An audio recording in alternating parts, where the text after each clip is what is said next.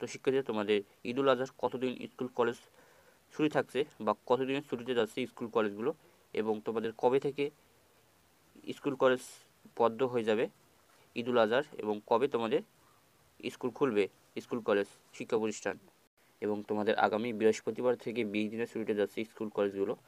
তো কী বলতেছে দেখো, নিউজটা প্রকাশ করে দ্য ডেইলি ক্যাম্পাস নিউজ। দেখো তারা কী বলতেছে, লম্বা ছুটিতে যাচ্ছে দেশের মাধ্যমিক পর্যায়ে শিক্ষা প্রতিষ্ঠানগুলো। ঈদুল আজহা ও গ্রীষ্মকালীন ছুটি উপলক্ষে আগামী বৃহস্পতিবার 13 জুন থেকে 2 জুলাই পর্যন্ত বন্ধ থাকবে এসব শিক্ষা প্রতিষ্ঠান। মানে শিক্ষা প্রতিষ্ঠান এবার লম্বা ছুটি যাচ্ছে, এবং ঈদুল আজহা এবং তোমাদের হচ্ছে গ্রীষ্মকালীন ছুটি উপলক্ষে আগামী বৃহস্পতিবার 13 জুন থেকে তোমাদের 2 জুলাই পর্যন্ত সমস্ত শিক্ষা প্রতিষ্ঠান বন্ধ থাকবে। সেই হিসাবে মোট 20 দিন বন্ধ থাকবে তোমাদের, সর্বমোট 20 দিন স্কুল কলেজ বন্ধ থাকবে। ইতিমধ্যে ছুটির বিজ্ঞপ্তি দিয়েছে অনেক প্রতিষ্ঠান, তোমাদের অনেক প্রতিষ্ঠানই কিন্তু এখন থেকে বিজ্ঞপ্তি দিয়ে দিয়েছে শিক্ষা প্রতিষ্ঠান ছুটি। জানতে চাইলে মাধ্যমিক ও উচ্চ মাধ্যমিক অধিদপ্তরের মানসিক পরিচালক মাধ্যমিক professor Syed Jafar Ali the Daily ক্যাম্পাসকে বলেন, যেহেতু ঈদের ছুটি আগামী বৃহস্পতিবার থেকে শুরু হবে, তাই আপাতত ঈদের ছুটির সঙ্গে সমন্বয় করে যে কোনো শিক্ষা প্রতিষ্ঠান গ্রীষ্মকালীন ছুটি দিতে পারে। মানে তোমাদের আগামী বৃহস্পতিবার পর্যন্ত তোমাদের ঈদুল আজহা ছুটি শুরু হবে, এবং এর সাথে তোমাদের কিন্তু গ্রীষ্মকালীন ছুটিও দিতে পারে শিক্ষা প্রতিষ্ঠান চাইলে।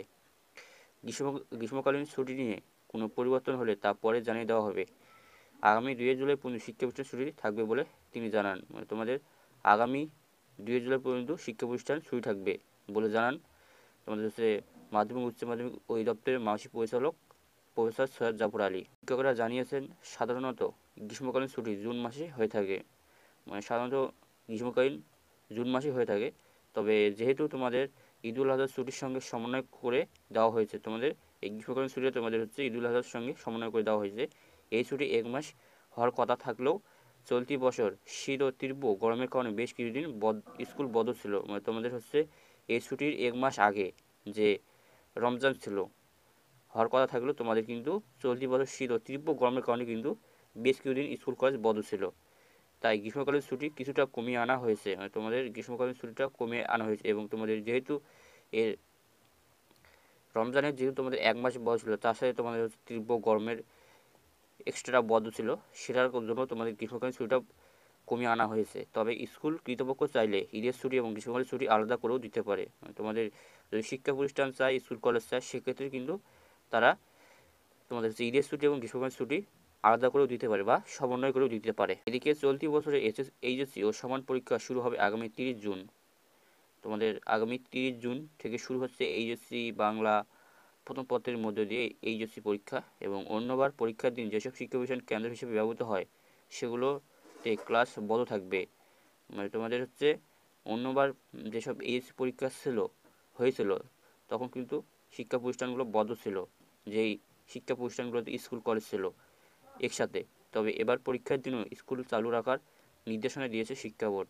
তবে এবার এইচএসসি 2024 পরীক্ষা চলাকালীন সময়ও কিন্তু তোমাদের শিক্ষা প্রতিষ্ঠান চলবে। মঙ্গলবার ঢাকা মাধ্যমিক ও উচ্চ মাধ্যমিক শিক্ষা বোর্ড এক্সিটে পরীক্ষা কেন্দ্রের দায়িত্বপ্রাপ্ত কর্মকর্তাদের এই নির্দেশনা দিয়েছে। তোমাদের আগামী বৃহস্পতিবার থেকে 13 জুন থেকে তোমাদের আগামী 20 দিনের ছুটি যাচ্ছে লম্বা শিক্ষা প্রতিষ্ঠানগুলো, এবং তোমাদের স্কুল খুলবে 2 জুলাই। তো তোমাদের এখানে প্রায় একটা লম্বা ছুটি পাচ্ছ তোমরা স্কুল কলেজের। সেক্ষেত্রে যদি ভিডিওটা ভালো লাগে তো অবশ্যই একটা লাইক, সাবস্ক্রাইব, কমেন্ট করো, আর তোমাদের বন্ধুদের মাঝে শেয়ার করে দেবো। আর তোমাদের এটা যেহেতু গ্রীষ্মকালীন ছুটি থাকে এই জুন মাসে, সেক্ষেত্রে তোমাদের এই জুন মাসের ছুটিটা কিন্তু কমিয়ে নিয়ে আসা হয়েছে গ্রীষ্মকালের। যেহেতু তোমরা রমজানের 1 মাস বদ্ধ থাকার পরও তোমরা কিন্তু তীব্র গরমের কারণে 1 সপ্তাহ বন্ধ ছিল, সেটার দাবিতে তোমাদের হচ্ছে গ্রীষ্মকালীন ছুটি কমিয়ে আনা হয়েছে। তবে শিক্ষা প্রতিষ্ঠান চাইলে তোমাদের গ্রীষ্মকালীন ছুটি এবং ঈদুল আজহার ছুটি সমন্বয় করে দিতে পারে অথবা আলাদা করে দিতে পারে। তো তোমাদের শিক্ষা প্রতিষ্ঠানগুলো লম্বা ছুটিতে যাচ্ছে। আগামী 2 জুলাই তোমাদের শিক্ষা প্রতিষ্ঠান খুলবে, এবং তোমাদের আগামী বৃহস্পতিবার 13 জুন থেকে স্কুল কলেজ বন্ধ হচ্ছে। তবে যাদের এইচএসসি পরীক্ষা আছে তোমাদের কিন্তু 30 জুন থেকেই পরীক্ষা শুরু হবে। শিক্ষা প্রতিষ্ঠানগুলো যেসব শিক্ষা প্রতিষ্ঠান আছে সেই সব শিক্ষা প্রতিষ্ঠানগুলো তোমাদের হচ্ছে যেগুলো স্কুল আছে সেগুলো তোমাদের 2 জুলাই পর্যন্ত বন্ধ থাকবে। তো আশা করি তোমার ভিডিও বুঝতে পারছো। তো ভিডিওটা ভালো লাগলে অবশ্যই একটা লাইক, সাবস্ক্রাইব, কমেন্ট করো, আর তোমাদের বন্ধুদের মাঝে শেয়ার করো। তো দেখা হবে একটা কোনো ভিডিওতে, ততক্ষণ তোমরা ভালো থাকো।